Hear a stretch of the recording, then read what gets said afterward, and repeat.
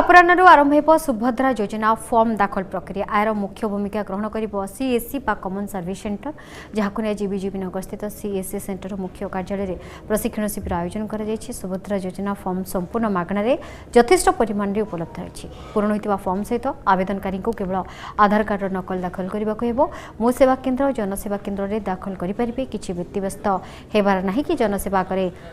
लंबा धाड़ी कर समस्यार सम्मुखीन हूँ नहीं बोली कहते सीएससी सेंटर भुवनेश्वर राज्य प्रमुख मदन मोहन राउत।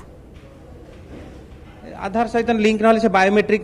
देकर ऑथेंटिकेशन करें फेसियल रिकग्निशन रे भी ऑथेंटिकेशन करें मोबाइल ऐप रे तेणु खाली मोबाइल नंबर अपडेट नथिले मध्य से माने करि परिबे माने फेरी जिबार चांस नाही फिजिकल आसिया को पड़िबो जेहेतु एटा ऑथेंटिकेशन होची आधार तेणु फिजिकल आसिया को पड़े जेउठी जाई करि परिबे कॉमन सर्विस सेंटर जेहेतु एटा ऑनलाइन पोर्टल जीए जोउठुक भी करि परिबे किछ असुविधा नाही अंगनवाड़ी केन्द्र रु बा जिलापाल कार्यालय रु फॉर्म मागणारे नियंतु से माने फॉर्म फिलअप करके आधार कार्ड सहित फॉर्म फिलअप करके साइन करके आसीबे